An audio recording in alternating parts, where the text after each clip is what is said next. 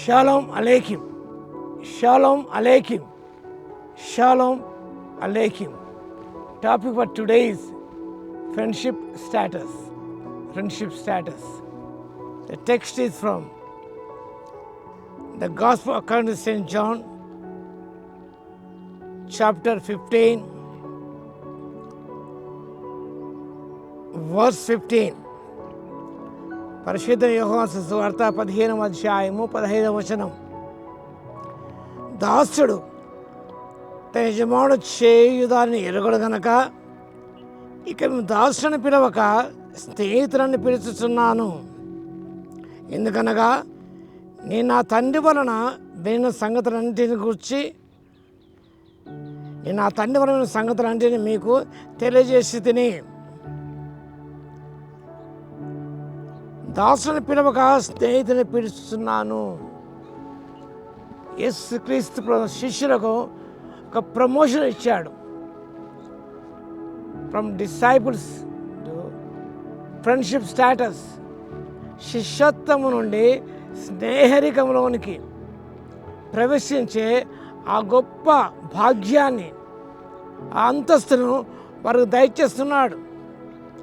పాతమైన కాలంలో అబ్రహాము, మోషే దేవుని స్నేహితులుగా పిలబడినారు.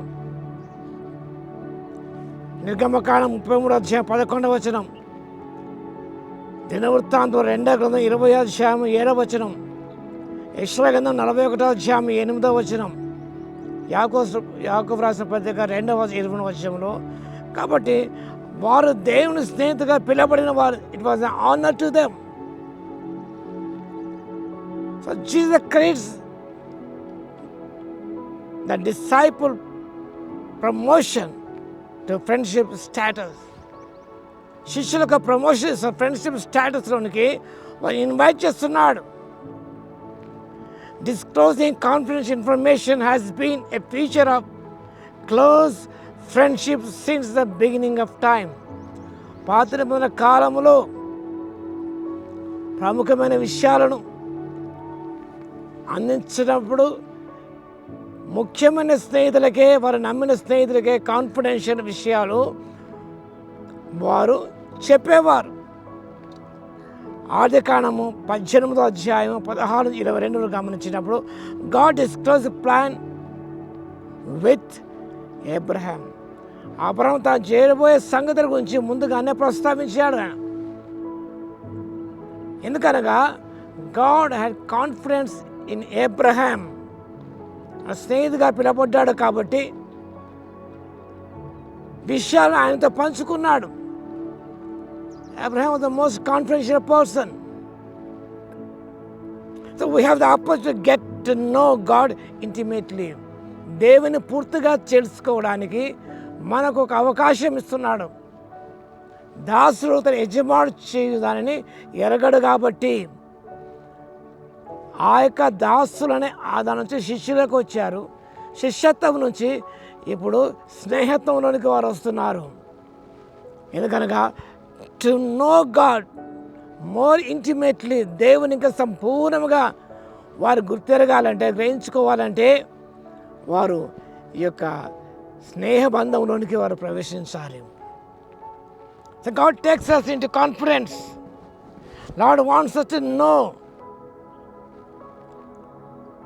the secret mysteries of Him. మర్మమైన విషయాలు ఆయనకు మనం తెలుసుకోవాలని దేవుడు ఆశిస్తున్న దేవుడు ఉన్నాడు. So we have to treasure that relationship by drawing near to God every day, by spending time in prayer and meditating the word of God. మోషే 40 రాత్రింబగళ్ళు దేవునితో సహవాసం చేశాడు, మాట్లాడాడు అండి. know about God, God's plans for His people. ప్రజల పట్ల దేవుని ప్రణాళిక ఏంటో ఆ విషయాలన్నీ మోషే తెలుసుకోగలడు. Because he had intimate fellowship with God as a friend. ఒక స్నేహితుడిగా దేవునితో అంత సాన్నిధ్యమైన సంబంధము మోషే ఏర్పరచుకున్నాడు. ఇక్కడ వాక్యంలో ఒక మాట రాయబడింది. అదేమనగా 14వ వచనం, నేను మీకు ఆజ్ఞాపించు వాటిని చేసిండలా మీరు నా స్నేహితులే ఉంటారు. శిష్యుడితో అంటున్నాడు, స్నేహబంధంలోకి ఆహ్వానిస్తున్నాడు. కానీ నేను మీకు ఆజ్ఞాపించిన వాటి మీరు చేసినట్లయితేనే మీరు నా స్నేహితులే ఉంటారు. దేవుని స్నేహితులుగా మనం పిలవబడాలంటే Abraham did what Moses commanded him to do, and Moses did what God has commanded him to do. దేవుడు ఆజ్ఞాపించాడు వాటిని అబ్రహాం చేశాడు, మోషే యావత్తు చేశాడు. ఎవ్రీథింగ్ దేవుడు ఆజ్ఞాపించిన ప్రకారముగా మోషే ఆ మందిరం నిలబెట్టాడు. అబ్రహాం కూడా దేవుడు ఆజ్ఞాపించేదిగా నడుచుకున్నాడు. కాబట్టి వాళ్ళు దేవుని స్నేహితులుగా పిలబడ్డారు. దేవుని కూడా తెలుసుకోగలిగారు. దేవుని ఉద్దేశాలు అంటే వారు తెలుసుకోగలిగారు. కాబట్టి అలాంటి స్టేటస్లోనికి, ఫ్రెండ్షిప్ స్టేటస్లోనికి దేవుడు నన్ను ఆహ్వానిస్తున్నాడు. కాబట్టి first obeys commandments, the second abiding in him, bear fruit and doing the good things He has planned for us to do.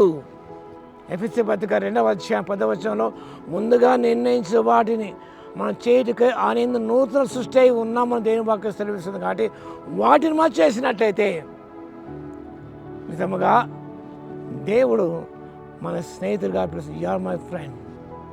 ఎంత గొప్ప! అబ్రహాం నా స్నేహితుడైన అబ్రహాం సంతానమా, నా స్నేహితు అబ్రహాం సంతానమా అంటాడు. ఎంత గొప్ప విషయం! అని ఇశ్రాయేలు ప్రజలు ఎవరనగా నా స్నేహితుడు అబ్రహాం సంతానం వారు. My friend Moses, my friend Abraham. ఎంత గొప్ప ఆధిక్యత వారికి! ఆ ఫ్రెండ్షిప్ స్టాటస్ ఎలా ఆశిస్తున్నావా? దేవుడు ఆజ్ఞాపించిన వాటి అన్నింటి చేసినట్లయితేనే నీ మన స్నేహితురాలుగా ఉంటా, స్నేహితుగా ఉంటాం, మన ఫ్రెండ్స్గా ఉంటాం. మనం ఎప్పుడనగా ఆయన చేసిన వాటిని, ఆయన చెప్పిన వాటిని మనం చేసినప్పుడు అంత మాత్రం కాదు, ఆయన గురించి మనం తెలుసుకుంటాం. మనం ఆయన హృదయాన్ని తెలుసు. పరిశుద్ధాత్మ నీలో నివసిస్తారు కాబట్టి ఆయన మనసు ఎరుగుతాడు, ఆయన చిత్తం ఏంటో గ్రహించుకుంటాడు.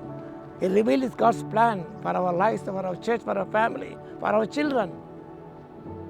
కాబట్టి ఆ ఇంటిమేట్ ఫ్రెండ్షిప్లోని అందరం వెళ్ళిపోవడానికి పరిశుద్ధాత్మ దేవుడు శక్తిని దయచును గాక. ఆమేన్. ప్రార్థన చేద్దాం. మహోన్నతుడా యేసయ్యా, మీకు స్తుతి స్తోత్రాలు తండ్రి. ఫ్రెండ్షిప్ స్టేటస్లోనికి మేము ఆహ్వానిస్తూ దేవా, మీకు కొందనాలు స్తుతి స్తోత్రాలు తండ్రి. మీరు మాకు ఆజ్ఞాపించే వాటి అన్ని చేసినట్లయితే మేము మీ స్నేహితులు ఉంటామని సెలవిచ్చారు తండ్రి. మీకు స్తోత్రాలు. దాసులని పిలవక, సేవకుని పిలవక, స్నేహితులని పిలుస్తున్నారు ప్రభువా. ఆ భాగ్యాన్ని కోల్పోకున్న తండ్రి నిలుపుకునే కృపను ఇవ్వగలందుకు మీకే స్తుతి స్తోత్రాలు చెల్లిస్తూ వాక్యం వింటారు ప్రతి బిడ్డను దర్శించిన ఆయన మీ ఆధ్యాత్మిక కాలం జరిగించేవా దీవించమని యేసయ్య నామములో ప్రార్థించి వేడుకొచ్చున్నాము తండ్రి. ఆమేన్.